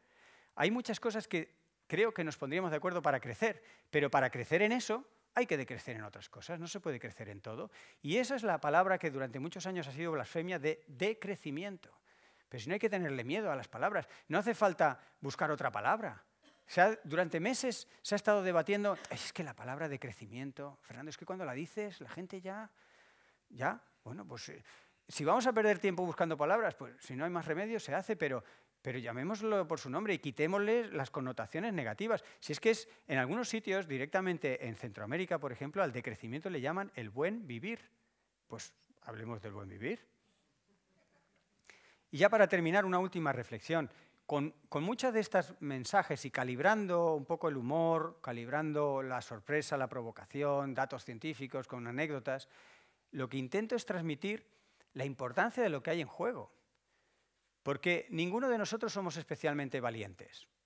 Como especie longeva, el ser humano no es valiente. Es que si no, no sería longevo. O sea, es un compromiso que se adquiere en la evolución. Pero ¿cómo nos hacemos valientes?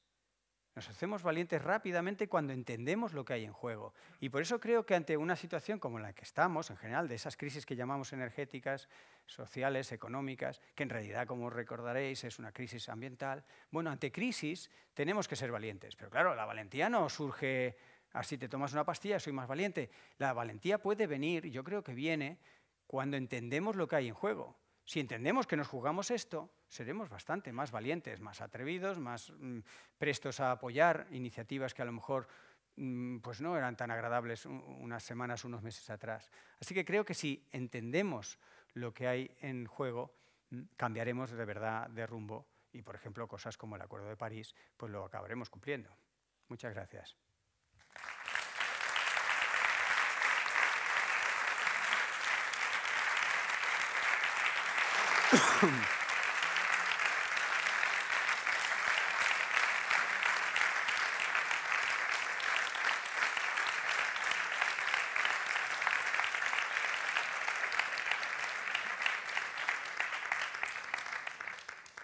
Pues nada, yo encantado de seguir, seguiría. Pero sobre todo ahora es turno vuestro si queréis que abordemos alguna cuestión, si tenéis una reflexión que compartir, una pregunta que hacer. Sé que he tocado muchos temas y a veces es difícil decir, espérate, ¿por dónde abordo lo de la cerveza? Pero yo encantado de que continuemos un poco más. Y si es así formal o si no, luego en los pasillos o como queráis. Yo he venido a Tolosa con ganas de probar vuestras alubias y de conversar de estos temas que me parecen importantes. Y siempre aprendo de vuestras reflexiones o dudas. Así que encantado. Por allí, sí. Hola, buenas. Una pregunta muy sencilla. Has insistido mucho en reciclar y reutilizar. ¿Podrías profundizar un poco en esos dos temas?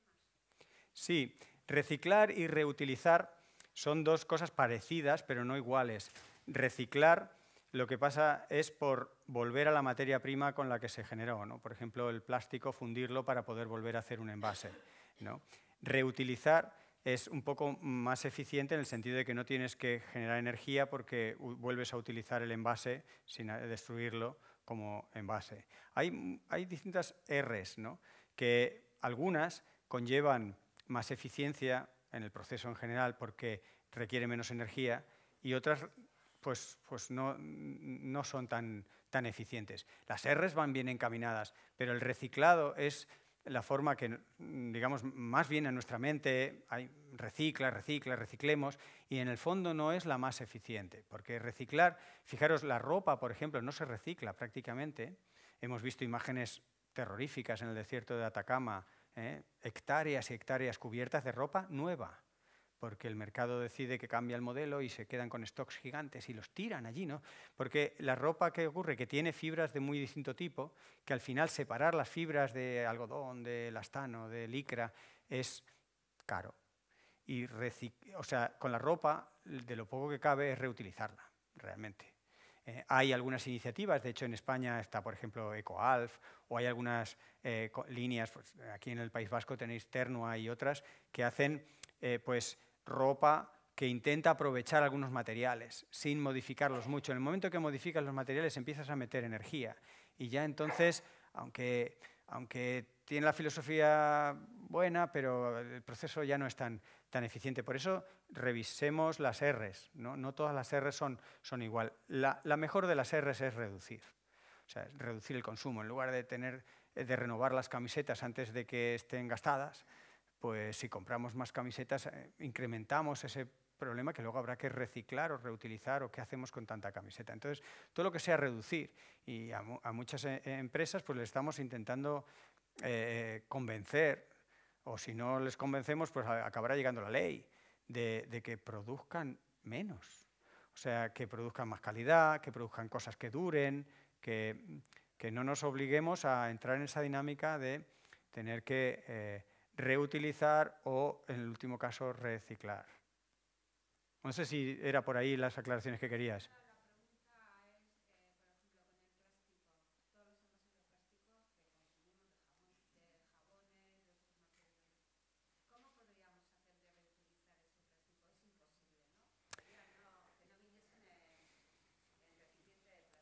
El plástico es un tema muy polémico. El plástico, la verdad es que merecería que le dedicáramos un buen rato, porque, por un lado, ya estamos constatando el nivel de plásticos que hay en todos los sitios, incluyendo nuestro propio organismo. Tenemos plásticos, nanoplásticos en todos nuestros órganos. O sea, el plástico es un problema ambiental y de salud muy grave. Entonces, todo lo que sea intentar reducir ese grave problema es muy necesario. Pero, como tú dices, el plástico tiene dificultades. Hay una masa de plástico que se puede emplear para volver a hacer envases, pero que no sale de todos los tipos de plásticos por igual. Por eso algunas compañías, Coembes y otras, son muy selectivas en qué envases vuelven a utilizar, porque no todos pueden, con el mismo proceso fácil de fusión, generar esa masa que otra vez puede ser empleada con envases. Hay muchos plásticos que, por ejemplo, su destino sería quemarlos. Hay incineradoras, pero, por ejemplo, para producir cemento. O sea, en una cementera se emplea carbón o petróleo o alguna fuente de energía para elevar las temperaturas de los hornos de la cementera.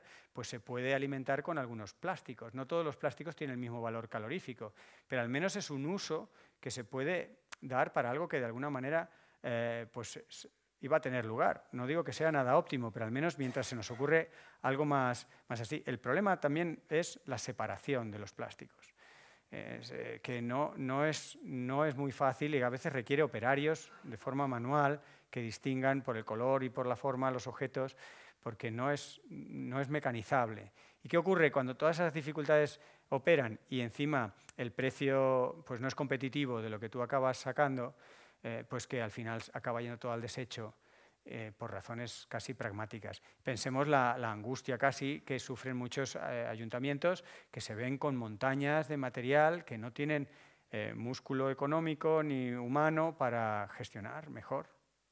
Y así vemos pues vertederos que no son deseables, pero es que, digamos que vamos produciendo una vez más cantidad de lo que tenemos mecanismos para gestionar. El plástico es un caso. Entonces, todo lo que podamos ayudar muchas veces en un menú te incluyen la botella de agua. Pues no quiero la botella, póngame agua del grifo. España tiene una de las mejores aguas del grifo de Europa y, sin embargo, es de los países que per cápita más agua embotellada consume. Pues ahí tenemos un margen grandísimo. Son millones de botellas de plástico que no necesitamos, aunque estén incluidas en el menú.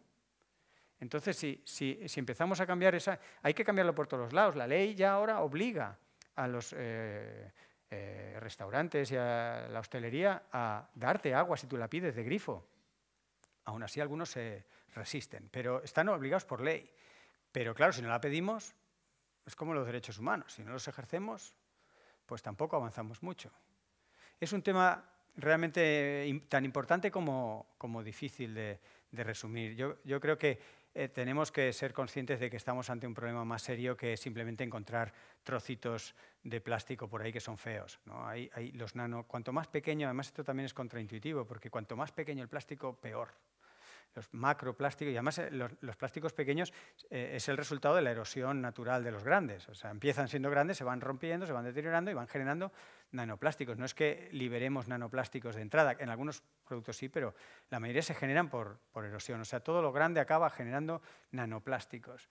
Y así que cuanto menos dependencia, el plástico de usar y tirar es el concepto que tendríamos que ir eliminando todos de nuestra cabeza. No aceptar envases de un solo uso, darles más vida y forzar a que las compañías piensen en envases también muy similares, que puedan albergar distintos componentes, que puedan ser ese mismo envase reutilizado, en fin. Entre todos, ganar un poco en esa carrera de momento difícil del plástico. Había una que por allí y luego tú. ¿Sí?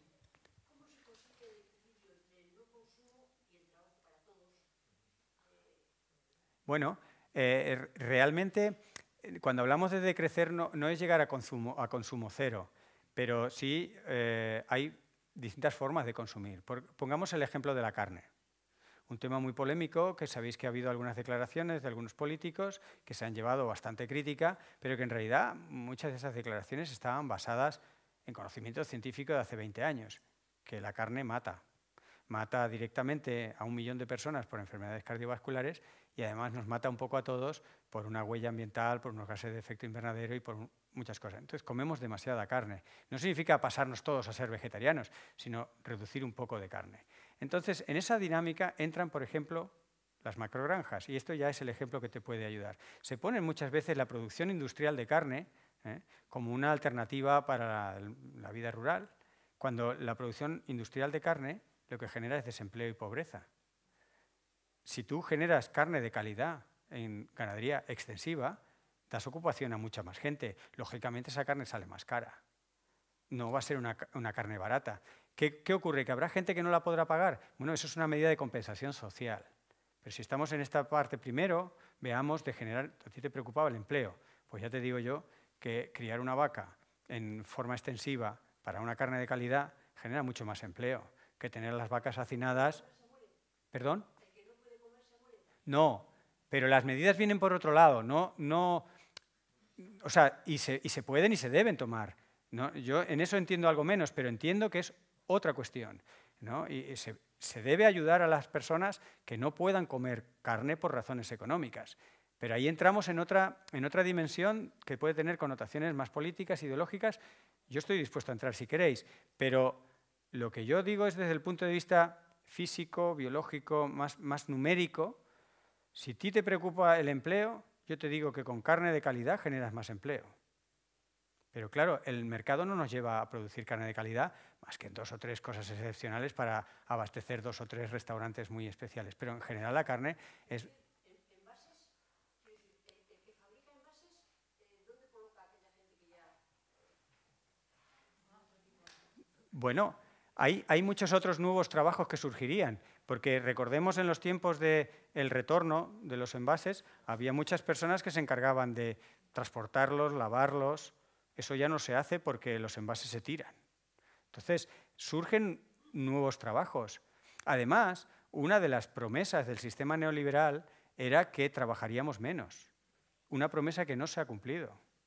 Entonces, dar más empleo a más gente que trabaje menos podría ser una solución. Yo no estoy, como decía, yo no venía hoy a dar soluciones, pero yo voy poniendo piezas y digo, si nos preocupa el empleo, podemos distribuir el empleo entre más personas. Ahora, si lo que queremos todos es ganar mucho dinero, estamos buscando otro objetivo, que yo no estoy valorando que sea mejor o peor, aunque se me nota que prefiero, ¿no? ¿Por aquí había alguien? Bueno, gracias por dar una visión, no, yo no diría que optimista, pero sí un poco motivadora a hacer algo, ¿no? O sea, porque ahora la pregunta es, parece que estamos un poco todos o muchos de los que estamos aquí seguramente convencidos, ¿no?, de que hay que hacer algo.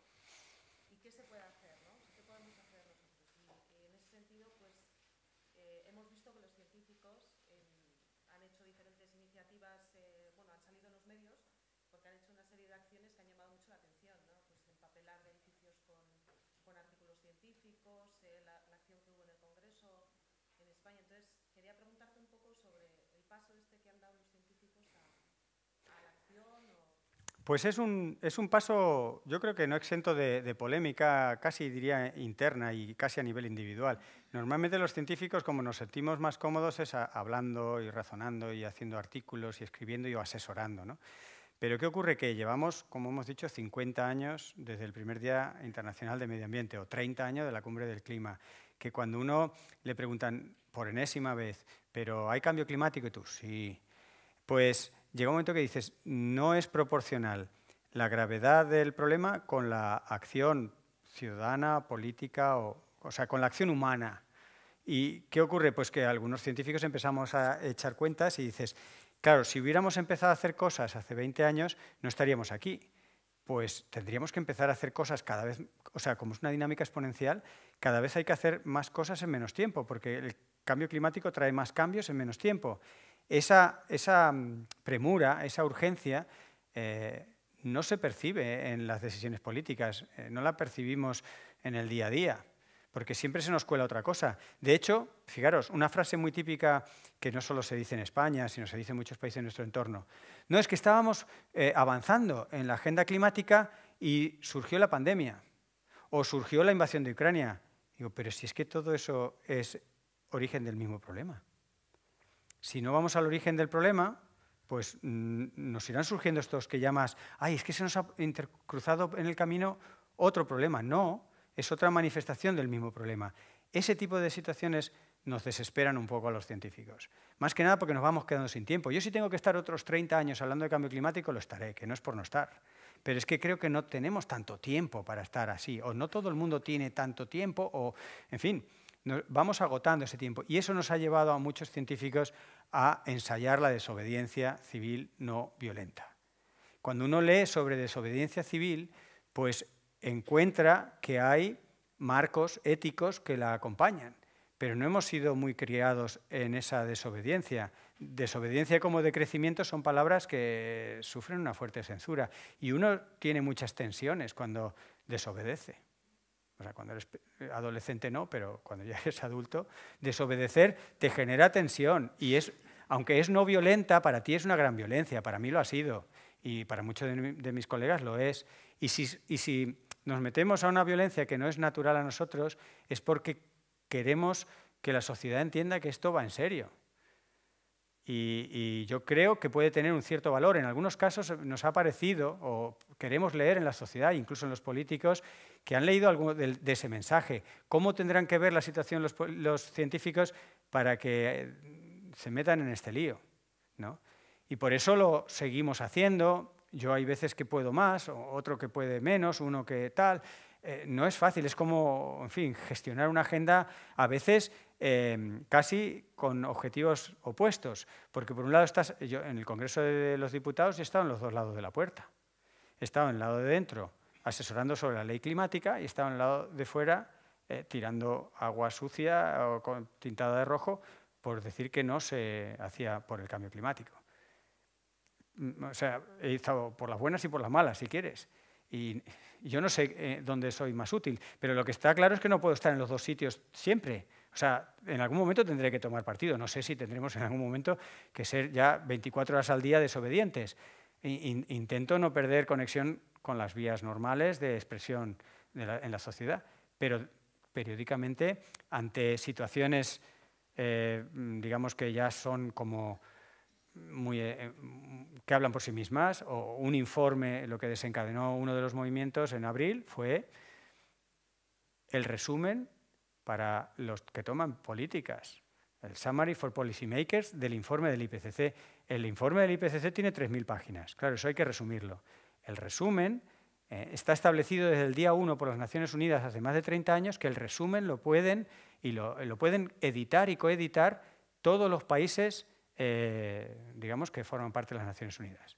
¿Qué ocurre? Que en esa edición no se meten mentiras, pero se pule mucho el lenguaje científico. Y lo que encontramos los científicos, muchos, todos los que nos revelamos y más, es que ese resumen no es por ser corto, que es que en 60 páginas se puede decir mucho.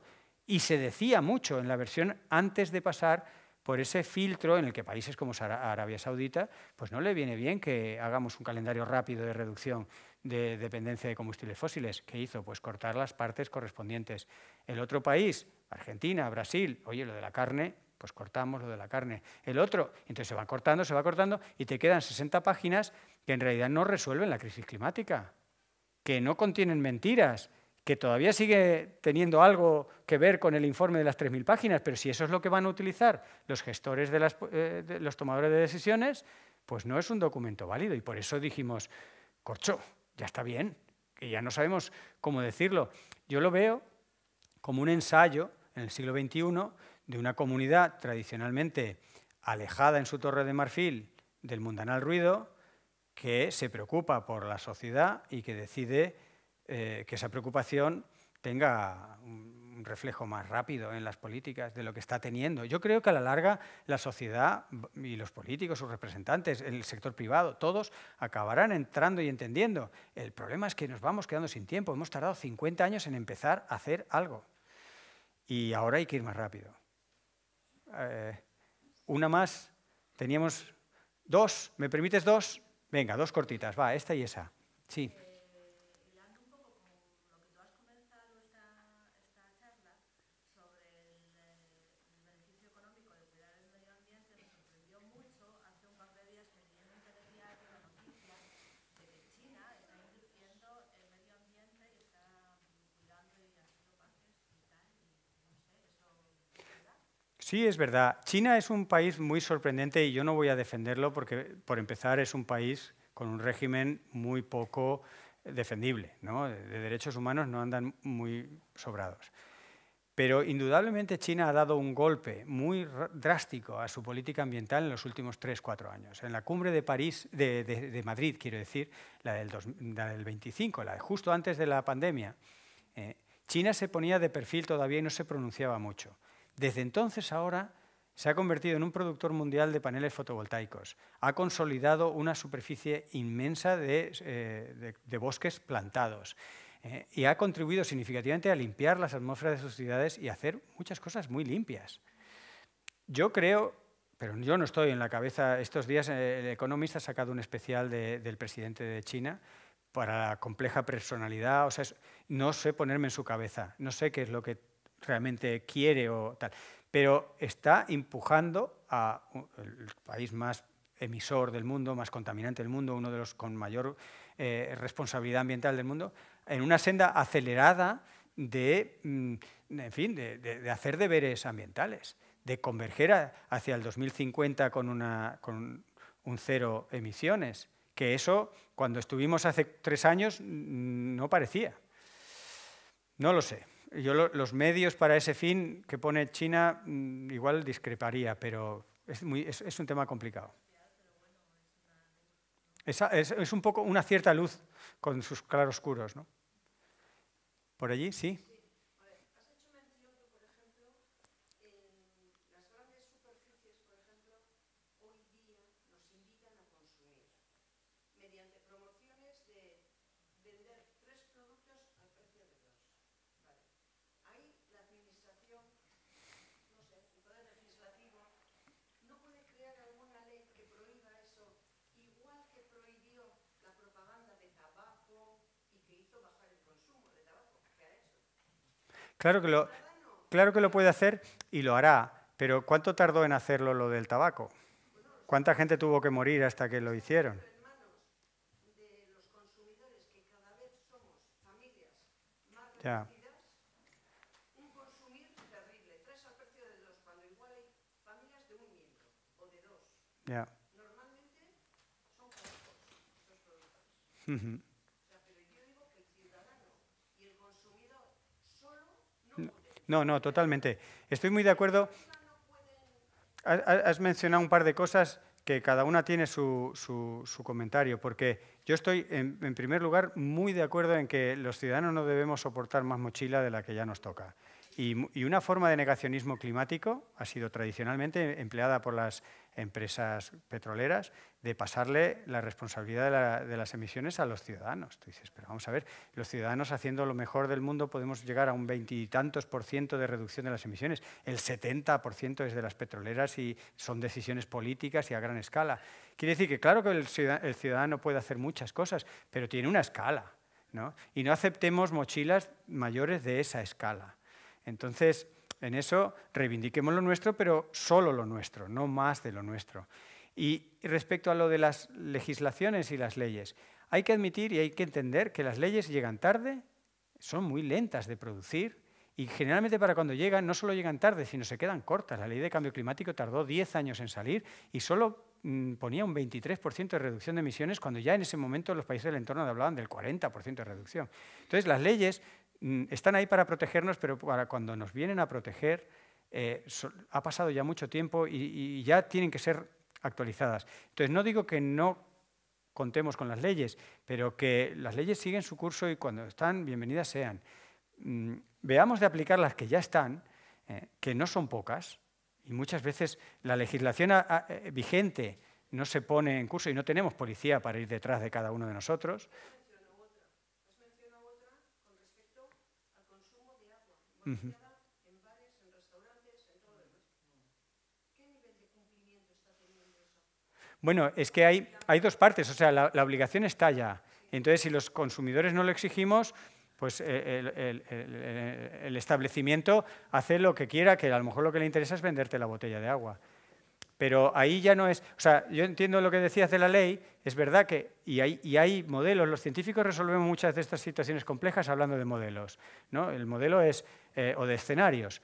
Tú haces esto, vas a llegar por aquí, hay este otro por aquí, pros, contras, y valoramos, y luego que la decisión sea social, ¿no? Entonces, hay científicos que han desarrollado mucho un marco normativo. Y entonces hacen escenarios con leyes restrictivas o que penalizan, sancionan o que a veces estimulan determinados comportamientos. Y eso te lleva a determinados escenarios. Pero muchas veces lo que tienen esos escenarios es lo que os decía, que van lentos. Porque el funcionar a golpe de ley pues lleva unos plazos y no estamos con esos plazos. Y sin embargo están otro grupo de científicos y luego está un poco la mezcla, otros científicos como yo que me estoy, digamos, dejando seducir con la idea y el romanticismo de lo que puede hacer la gente, pero no como una obligación de una mochila que ya bastante hacemos, sino al revés, como una oportunidad motivante de decir, ostras, leches, que no tenemos que esperar a que nos hagan una ley o no tengo que tener ni más dinero ni menos dinero para pensar. O sea, las oportunidades que se abren a nivel de movimientos ciudadanos, asambleas, decisiones en lo pequeño. La ventaja que tienen eso es que son muy cost effective, que con poco dinero se hace mucho, que pueden ser muy rápidas, además en un mundo globalizado, veamos la primavera árabe y tantas cosas que son ejemplos que se han hecho muy rápidamente. Entonces, para mí, ahí se abren auténticas opciones de optimismo, porque digo, no sé si van a ocurrir, pero si ocurren, pueden ser muy rápidas y no requieren una fuerte inversión de dinero ni una gran coordinación. Y probablemente necesitemos las dos cosas, legislación a su ritmo y necesitemos movimientos ciudadanos demandando legislación, también haciendo cosas sin esperar a la legislación. Y en cualquier caso, un concepto esperanzador, con esto sí ya cerramos, es el que digo, haciendo la analogía con la física de la energía potencial. No sé si acordáis la diferencia entre energía cinética y energía potencial y demás. Pero vamos, si nosotros subimos a lo alto de este edificio un paquete de 5 kilos, pues el paquete se queda allí, pero tiene una energía potencial, es decir, tiene una capacidad para hacer un trabajo. Allí está quieto, tú te subes y ves el paquete y dices, esto no hace nada, ya, pero tiene 5 kilos a 20 metros de altura. Eso es lo que creo que estamos haciendo en tardes como hoy. O sea, yo creo en la energía potencial de la gente, en la que tú vas diciéndole, la gente piensa, la gente hace, la gente se mueve y acumula otra pieza de evidencia y una anécdota y ahora un dato y ahora lo hablo y ahora no sé qué. Y tú no ves mucho, porque no se ve, pues como el paquete, pero en algún momento esa energía puede dar lugar a un movimiento social, a un cambio, a una aceptación de una situación difícil y no a un bloqueo. La sociedad puede ser un búnker, un obstáculo ante cosas, o al revés, una facilitación. Y ambas cosas pueden requerir de esa energía potencial, que se va almacenando de forma poco tangible, que no es obvio que está ahí en juego esa energía potencial. Toma forma de conocimiento, de emoción, de, no sé, de muchas cosas que te van cargando y que en un momento dado puedes descargar. Y yo me alimento de eso porque si no, cargaría más los mensajes en el Apocalipsis, que tengo muchos datos del Apocalipsis. Bueno, muchas gracias.